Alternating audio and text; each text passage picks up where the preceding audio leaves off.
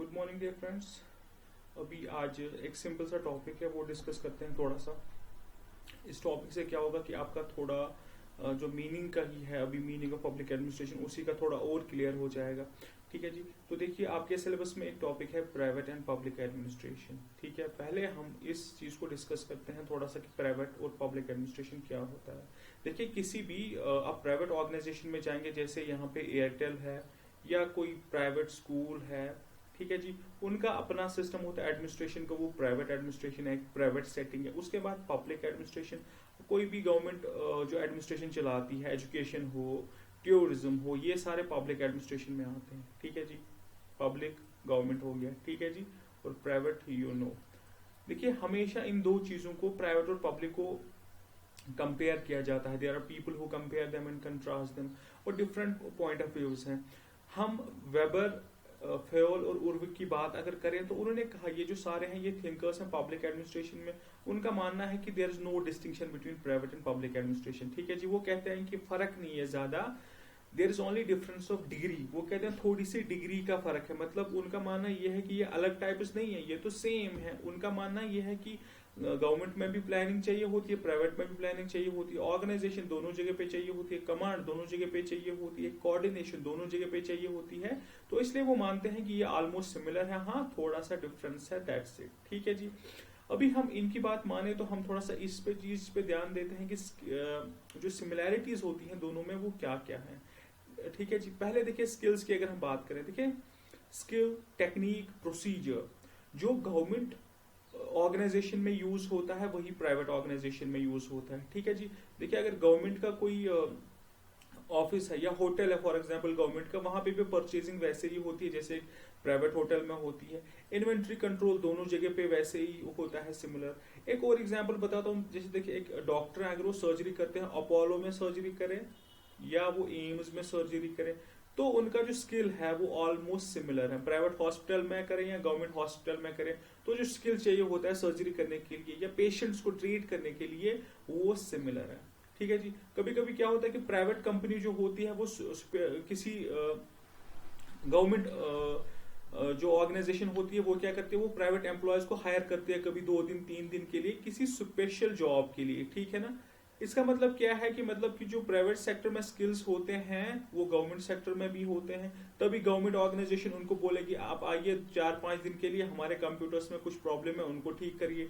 ठीक है जी। तो मतलब जो स्किल्स रिक्वायर्ड होते हैं दे आर सिमिलर। या एक स्कूल, बेसिक सा एग्जाम्पल, एक स्कूल से गवर्नमेंट स्कूल से एक टीचर रिटायर होते हैं तो वो क्या करते हैं, वो सीधे चले जाते हैं प्राइवेट स्कूल में। प्राइवेट स्कूल में जाने से क्या होता है, प्राइवेट स्कूल में जाने से क्या होता है, प्राइवेट स्कूल जब वो पहुंच गए उसके बाद ये होगा कि जो उनका अपना स्किल है, जो उन्हें सीखा है, जो उन्हें अप्लाई किया है अभी तक, वही वहां पे भी यूज होगा। तो स्किल जो है वो ऑलमोस्ट सिमिलर है। ठीक है जी, दोनों जगह पे। उसके बाद देखिए दूसरा पॉइंट की influence each other.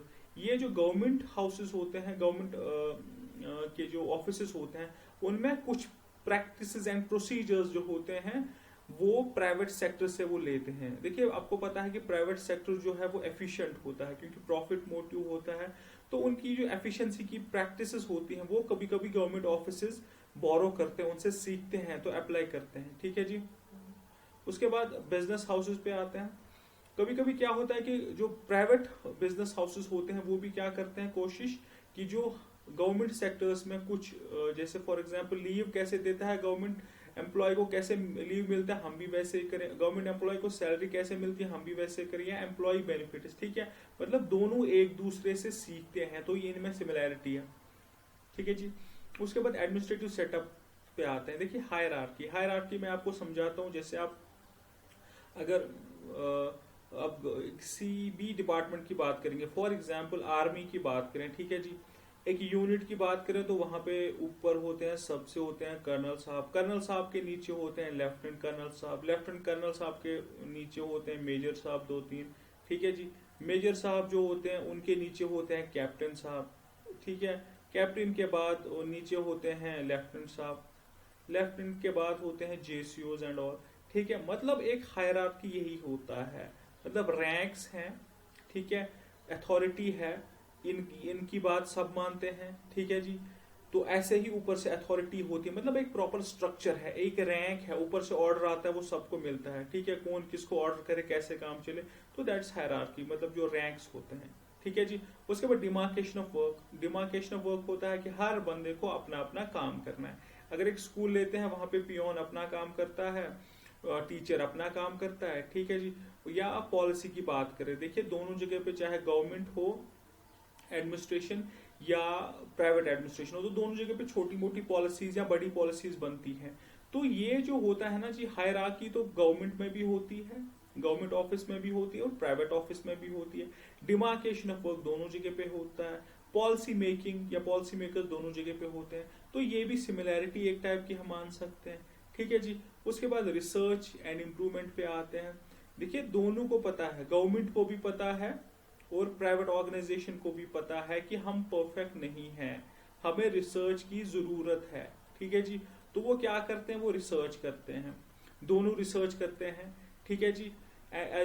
Both feel that there is room for improvement, उनको पता होता है कि स्पेस हमें इम्प्रूव करना है, तो मतलब ये भी सिमिलर है, दोनों जगह पे रिसर्च होता है। उसके बाद पब्लिक रिलेशन। देखिए एक प्राइवेट कंपनी अगर पब्लिक रिलेशन ना रखे, अगर एक प्राइवेट कंपनी पब्लिक रिलेशन ना रखे तो वो चल नहीं पाएंगे, उनका बिजनेस ठप, उनकी सेल्स डाउन, खत्म, आउट ऑफ मार्केट, ठीक है जी। उसके बाद अगर एक कोई भी गवर्नमेंट ऑर्गेनाइजेशन, फॉर एग्जांपल आप पुलिस को ले लीजिए, जम्मू कश्मीर पुलिस क्या करते हैं कि वो पुलिस पब्लिक मेलास स्टार्ट करते हैं, कुछ और ऐसी, जैसे लास्ट टाइम पे क्या हुआ था कि वो रमजान के महीने में जो इफ्तार के टाइम पे इफ्तार का अरेंजमेंट करते थे लोगों के लिए, तो मतलब वो भी पब्लिक जो लोग हैं उनकी गुडविल वो अर्न करना चाहते हैं, अच्छी रिलेशंस रखना चाहते हैं पब्लिक के साथ। या कोई और डिपार्टमेंट हो, नए डीसी साहब जाते हैं, वो भी कभी सबको बुला लेते हैं, थोड़ा उनसे पूछते हैं कि क्या प्रॉब्लम्स हैं, कैसे हम प्रॉब्लम्स को सॉल्व करें, वो मतलब कि पब्लिक रिलेशंस भी दोनों के लिए इंपॉर्टेंट है, ठीक है जी। तो इस तरीके से ये जो है ये इसमें सिमिलैरिटीज हैं between private and public administration. Now we will come to the differences. Differences भी हैं, तो डिफरेंसेस क्या हैं, देखिए कुछ स्कॉलर्स हैं जैसे पीटर ड्रकर और जॉन गॉस, वो कहते हैं कि देयर आर क्रूशियल डिफरेंसेस। उनके हिसाब से तो ये दोनों ही चीजें अलग हैं, इनमें बिल्कुल कोई दूर दूर का रिश्ता तक नहीं, ठीक है सर। देखिए अभी डिफरेंसेस हैं तो क्या है, पहले प्रेस्टीज की बात करते हैं। सबको पता है कि जो पब्लिक एडमिनिस्ट्रेशन होता है, उनका एडमिनिस्ट्रेटर्स होते हैं, उनका हाई सोशल स्टेटस होता है कंपेयर टू प्राइवेट जो एडमिनिस्ट्रेशन होता है।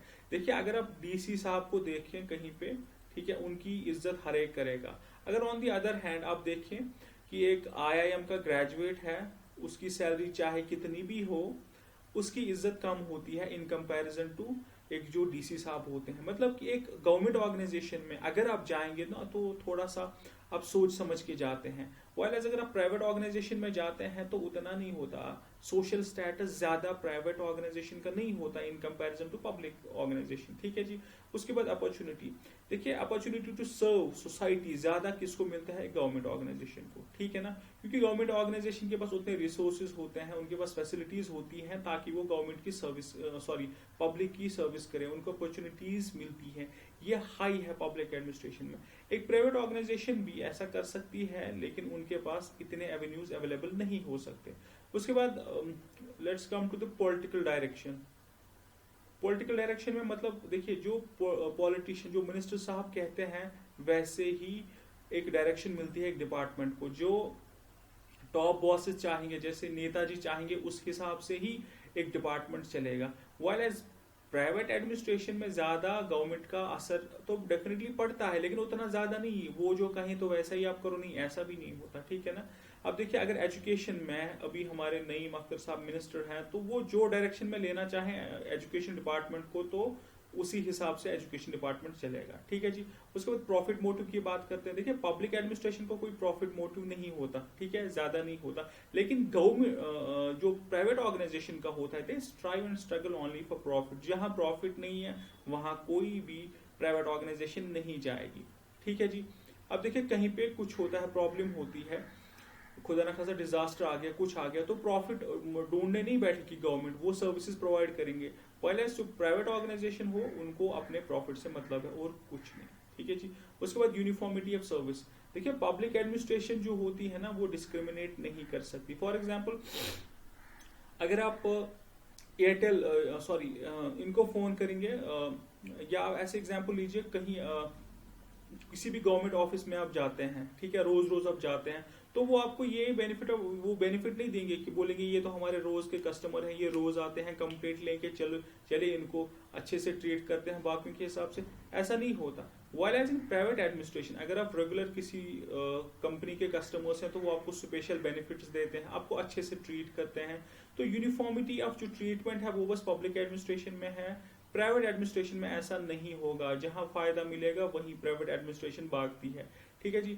उसके बाद लीगल फ्रेमवर्क एंड प्रोसीजर। देखिए public administration has to work as per the rules and regulations and there is an element of rigidity.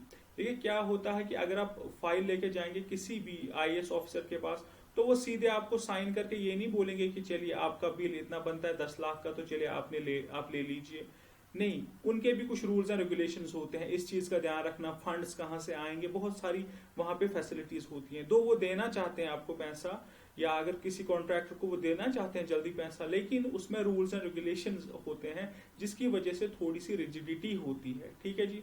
Vials private sector में अगर आप देखिए वहां पे ज्यादा रूल्स एंड रेगुलेशंस नहीं होते, उन्होंने अपने रूल्स एंड रेगुलेशंस बनाए हैं। आपका बिल है, आप सीधे जाएंगे और आप लेके आएंगे अपना पैसा 1 घंटे में। वहां फ्लेक्सिबिलिटी होती है, जो वहां पे एक एम्प्लॉय है वो डिसीजन ले सकता है, उसको कोई सजा नहीं देगा कि आपने ऐसा डिसीजन क्यों लिया, आपने जल्दी किसी को पैसे क्यों दिए, इसको 10 घंटे बाद देने थे या कल देने थे। तो फ्लेक्सिबिलिटी है, ठीक है जी। उसके बाद एसेंशियल सर्विसेज। देखिए public administration deals with very important services, जैसे लॉ एंड ऑर्डर। आप किसी प्राइवेट ऑर्गेनाइजेशन को नहीं बोलेंगे कि लॉ एंड ऑर्डर का ध्यान रखिए, या हेल्थ या डिफेंस, ये चीजें एसेंशियल सर्विसेज जो हैं ये पब्लिक एडमिनिस्ट्रेशन इसका ध्यान रखता है, ना कि प्राइवेट एडमिनिस्ट्रेशन को इस चीज से कुछ मतलब नहीं, क्योंकि डिफेंस में तो कोई फायदा नहीं है, तो पब्लिक एडमिनिस्ट्रेशन जो प्राइवेट एडमिनिस्ट्रेशन है वो वहां भागेगी नहीं।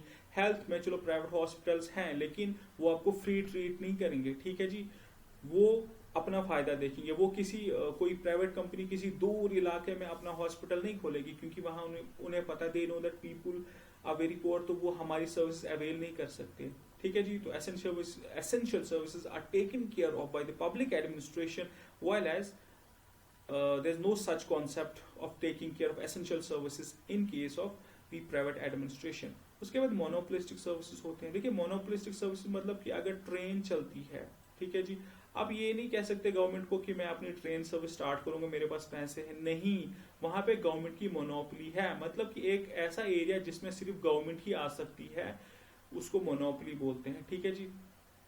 अब देखिए कुछ सर्विसेज जो पब्लिक एडमिनिस्ट्रेशन प्रोवाइड करता है उनमें मोनोपोली है, ठीक है जी, जैसे रेलवेज, या पहले एयरलाइंस भी थे पहले जमाने में, अभी तो एयरलाइंस में काफी आ गए प्राइवेट प्लेयर्स। तो मतलब कहने का ये कि जो प्राइवेट एडमिनिस्ट्रेशन होती है वो मोनोपोलिस्टिक कभी नहीं बन सकती, ठीक है जी, विद एक्सेप्शंस, ठीक है। मतलब कि अगर एक प्राइवेट कंपनी एयरटेल बोलेगी कि मैं फोन सर्विस प्रोवाइड करूंगा तो किसी और को मैं करने नहीं दूंगा, ऐसा नहीं चलेगा। वाइल एज अगर गवर्नमेंट चाहे कि बीएसएनएल ही सबको सर्विस प्रोवाइड करे तो वो वैसा कर सकते हैं, ठीक है। उसके बाद रिस्पॉन्सिबिलिटी टुवर्ड्स सिटीजन। देखिए public administration has to face criticism and it is accountable to the people. देखिए कुछ होता है, कहीं कुछ प्रॉब्लम होती है, जैसे कश्मीर में फ्लड आया था तो लोगों ने क्रिटिसिज्म किया था कि जो एडमिनिस्ट्रेशन है वो सो रही थी या जो भी था, ठीक है, तो क्रिटिसिज्म किया था लोगों ने, मतलब उसका कि जो गवर्नमेंट ऑर्गेनाइजेशंस हैं, पब्लिक एडमिनिस्ट्रेशन है, इट हैज रिस्पॉन्सिबिलिटी, उनका है जिम्मेवारी टुवर्ड सोसाइटी। वेल किसी ने ये नहीं बोला कि एयरटेल ने मदद नहीं की, या बड़े बड़े टाटा हैं, बिरला हैं, उन्होंने हेल्प नहीं की, उनको किसी ने क्रिटिसाइज नहीं किया, क्योंकि उनकी टुवर्ड्स पीपल कोई उतनी ज्यादा रिस्पॉन्सिबिलिटी नहीं है, ठीक है जी। उसके बाद let's come to efficiency and effectiveness. देखिए प्राइवेट सेक्टर के लिए लिटमस टेस्ट होता है प्रॉफिट, जहां प्रॉफिट वहां प्राइवेट सेक्टर, ठीक है। और resource use is an indicator of effectiveness, की मतलब आप रिसोर्सेज को कैसे यूज कर सकते हैं। देखिए प्राइवेट जो कंपनी होती है वो रिसोर्सेज का अच्छा यूज करती है ताकि उनको उससे कुछ आउटकम मिले या प्रॉफिट मिले, ठीक है जी, हमेशा प्रॉफिट। अब देखिए पब्लिक एडमिनिस्ट्रेशन में वेलफेयर होता है लोगों का मोटिव, वहां एफिशिएंसी इन चीजों को कभी कभी इग्नोर किया जाता है, हमेशा नहीं लेकिन कभी कभी इग्नोर किया जाता है। अब फिर से मैं एग्जांपल लूं, आपको बाढ़ आई कहीं पे तो वहां पे आप ये नहीं डीसी साहब बोलेंगे नहीं आप देखिए पहले अगर हम तभी पैसा लगाएंगे जब वहां से हमें फायदा मिलेगा। नहीं, उनको एफिशिएंसी या इन चीजों का ज्यादा ध्यान नहीं देना पड़ता क्योंकि उनका मोटिव होता है वेलफेयर, लोगों की हेल्प करना। ठीक है जी, ये जो टॉपिक है ये जनरलाइज सा टॉपिक है, ज्यादा इसमें कोई हाई फंडाज नहीं है। इसके बाद और एक टॉपिक हम डिस्कस करेंगे, role of public administration in developing और डेवलप्ड सोसाइटीज में क्या रोल होता है। ठीक है जी, तो वो भी एक ऐसा ही टॉपिक है, जनरलाइज सा टॉपिक है। थोड़ा सा अगर आप खुद सोचेंगे इस पे तो दिमाग में खुद ही चीजें आएंगी, वो मैं कवर करूंगा अभी नेक्स्ट लेक्चर में। एंड आफ्टर दैट बहुत इंपॉर्टेंट टॉपिक्स हैं इसमें पब्लिक एडमिनिस्ट्रेशन में, एक तो एवोल्यूशन और एवोल्यूशन के बाद न्यू पब्लिक एडमिनिस्ट्रेशन। ठीक है जी, ये बहुत इंपॉर्टेंट टॉपिक्स हैं, बहुत ही ज्यादा इंपॉर्टेंट टॉपिक्स हैं। Okay, thank you, take care and please अगर आपको मेरे वीडियोस अच्छे लगे तो हमारा पेज है इंस्पायर सिविल्स, वहां पे जाके हमारे पेज को लाइक करिए। Thank you very much.